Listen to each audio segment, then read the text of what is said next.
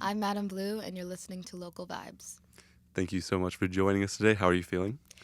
I feel good. I just had a sandwich. That was really great. So Yep. I'm feeling pretty good. No, we got that delivery. Had people Yeah. coming down. No, Hmm. that was nice. It was good to take a break and breather. After the music. People they tend to just like to rush right into the interview. So Yeah. taking a chill feel was Hmm. nice. So let's talk about what you just performed. So can you tell us what the songs were and just a little bit about them? Yeah. So we did Mesmerize, Baddie Girl, and Pressure. Um, my oldest song out of that is Pressure, and I made that with the David Smith, who is on the keys with me, which was really, really fun. I also made Baddie Girl with him. Um, yeah, I don't know. That was probably like beginning of 2022 or 2021. I don't remember. Um, but it was kind of coming out of the pandemic obviously was going down, and I was like going to school out of state. I'd just come back, and a lot of transitional time that time. I wasn't really singing or playing any instruments or anything for like almost 2 years. Yeah, so it must have been 2022 when it came out. I think it was January 1st. I hadn't made anything in a long time. I met David in 2019, and we just like made it in his dorm closet. I really, really appreciated just like meeting him, knowing him, and a friend of mine from elementary school. She was like, "Do you know who David Smith is? You need to come here." And she was making stuff with him. And it was just a really important time for me, I think, after so much. That was the longest in my life I'd ever taken time away from music. That's like never happened to me before.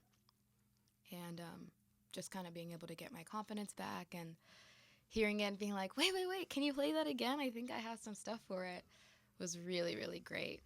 Um, yeah, he's a wonderful musician, artist, producer, but also just like genuinely a very down to earth person, really put together with his stuff. And that's like exactly what I needed at the Yeah. time.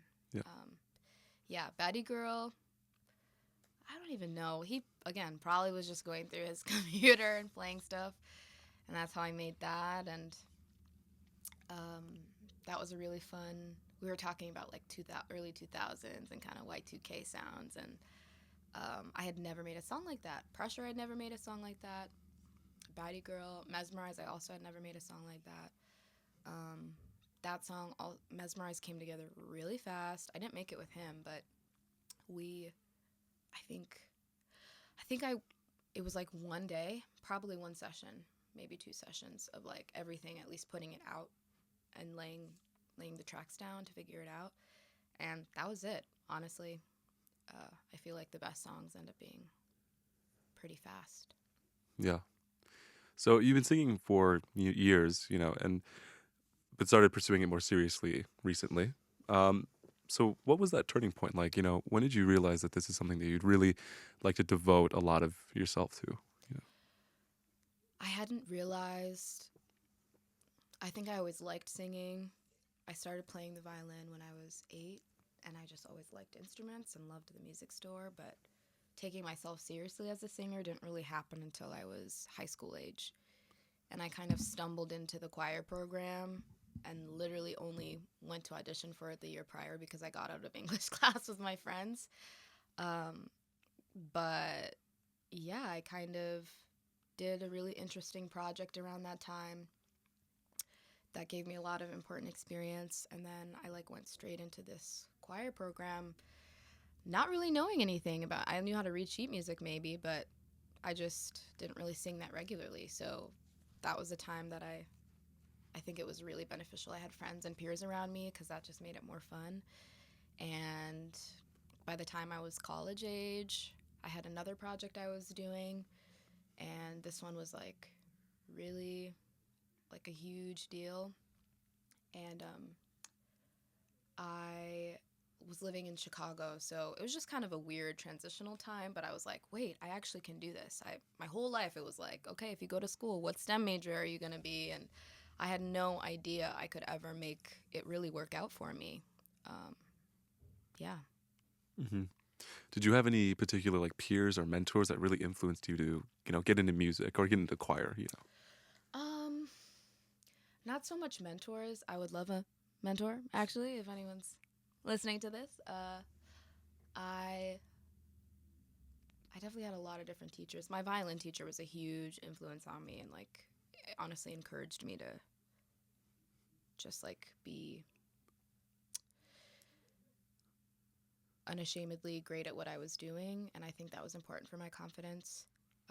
Peers wise, definitely had a couple friends. I have a friend who he's actually in the Minnesota Opera, which is super cool. And his name is Ron.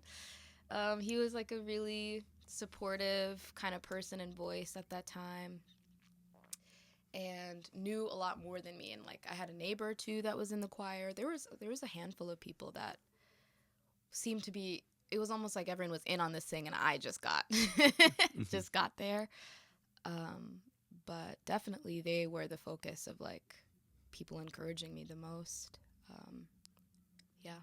Yeah, and as you've grown as an artist, you've been able to blend such an eclectic variety of sounds, from contemporary R&B to neo soul. So, I guess I'd like to learn more about how you arrived to this blend that you've created.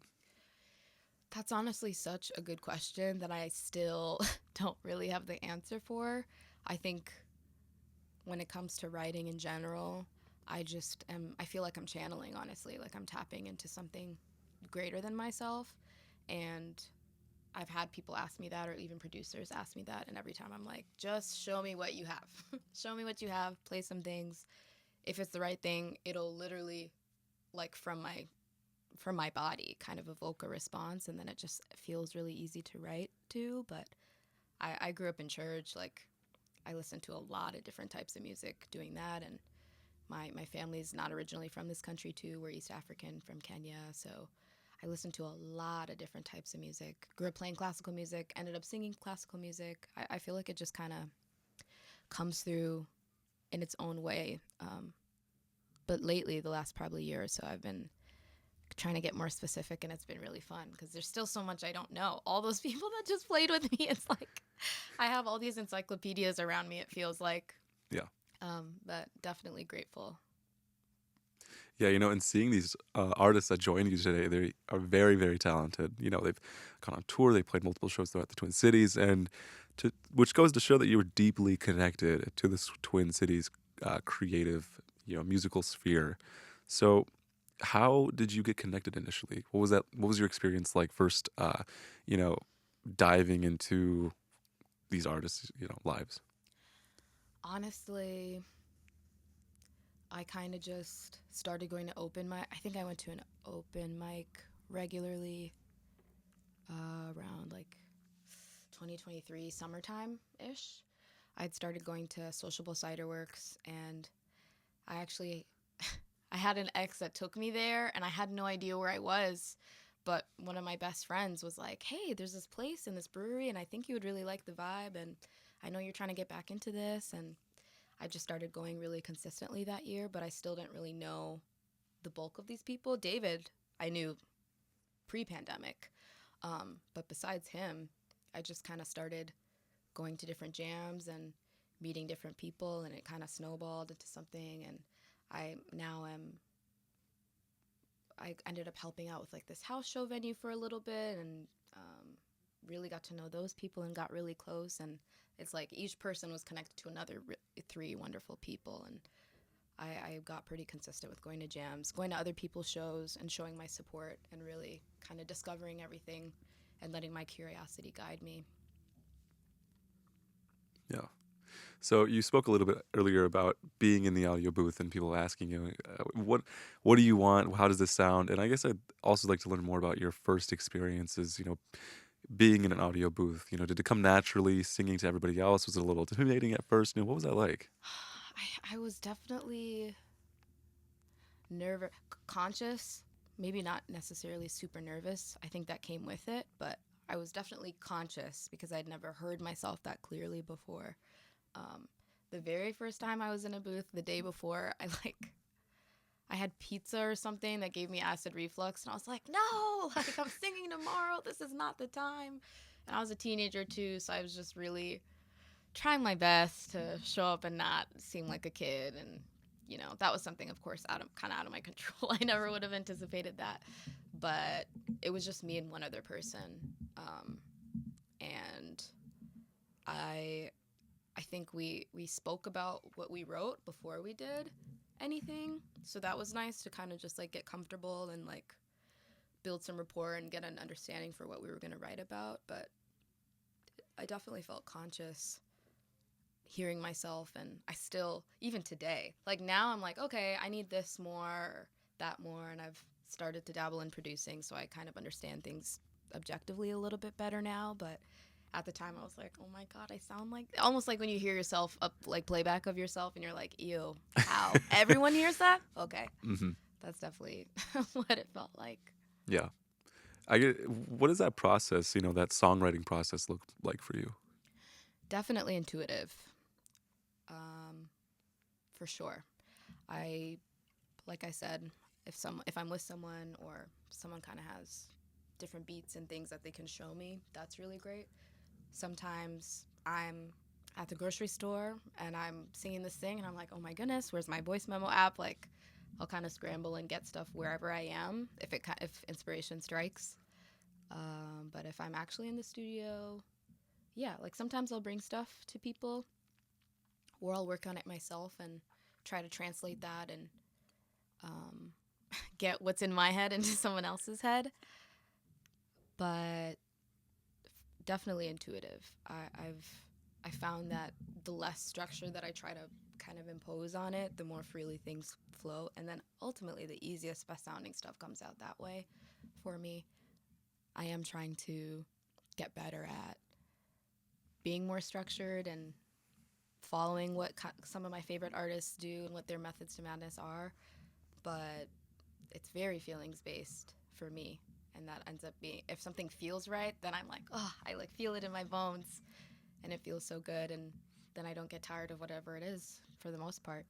Are there any other specific themes that you catch yourself leaning more towards, writing a lot about? That's another really good question. Some of my favorite music has nothing to do with me. No message, no connection, just vibes, and the words sounded good or something like that. I am finding now that I'm like writing more about what I'm feeling or the lack of what I'm feeling, and trying to tap into what other people are feeling too, especially during the times and so many emotions kind of still swirling around for everybody. Um, but yeah, I felt myself kind of having a little bit of almost a writer's block, kind of a weird rut. I don't even know what to call it because it didn't fully feel like that. I was still writing, but not really feeling led to say much of anything. I do really like uplifting music though, and things that are, Pressure is a really good example, talking about, I'm blessed and there's nothing to be stressed about, and as long as I'm doing my own thing, people are going to know when they're meant to know, and the right people will. I don't I don't know. I love sad girl bangers. Shout out sad girl bangers. I am the type of person to dance to sad music even when it's like the most emotional ballad you can even hear. But those end up being, that's where the contemporary thing kind of comes into. I feel like it's easy for me to just sit at my piano and make stuff like that. But I'm finding those two things are my easiest. But I've really had a lot of fun relying on other people, collaborating with others, and just finding out, what an 808 is and doing cool things. And I love dancing too. So anything that I can dance to, I'm like, yes, I want that to feel that way. Yeah. Music doesn't always have to have a profound message to be fun. Absolutely. So, were there any particular local artists that were able to, get you out of a rut or kind of take you under their wing while you were making music or just trying to get more into the scene, I guess? I think David was honestly that first person in general. I've met I was networking a lot. This last year and a half, I honestly wouldn't be surprised if I met like 300 people, and that might even be less, honestly. Um, Yana the Moon Cricket, who you guys have had, that's someone that I love and I have gotten to know the last several months. Um, all of the members of Room 3, they're always at my crib. And they have a really fresh sound and are very involved. And a lot of people, it's just crossover and kind of going to Flavor World events and seeing people on stages or whatever. Soulflower, I love them. They're wonderful. Interesting. That's a good question. It's just been kind of rapid fire, meeting as many people as I can. But now I'm feeling myself kind of, okay, that was cute and fun, but time to settle down and really get locked into what it is I want to do. Yeah. So what is this music that you've been kind of keeping in the vault or like is going to come out pretty soon? What can audiences expect from your future, projects? I think getting weird. I've been really into that lately and just trying to get out of the pressure of feeling like I need to follow a specific rule book or trajectory. I think the last couple songs I made were kind of talking about the feeling or lack thereof thing. Been into like intergalactic sounding things. I think that's really cool. Definitely you'll hear those other two songs. Mesmerize and Baddie Girl are not out yet, but those will be out soon. So definitely you can expect that. Yeah, some more summer bangers for sure. Sweet. All right. Anything else you'd like to plug before we end this interview?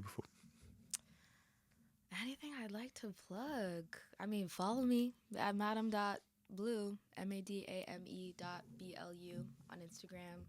I have a link tree on there, so anything noteworthy you'll find out about. I would like to plug my friends, honestly, and the people that are around me. They're a really, really big reason why I feel even capable of doing this and why I even still feel excited about it, honestly. So, yeah. Awesome.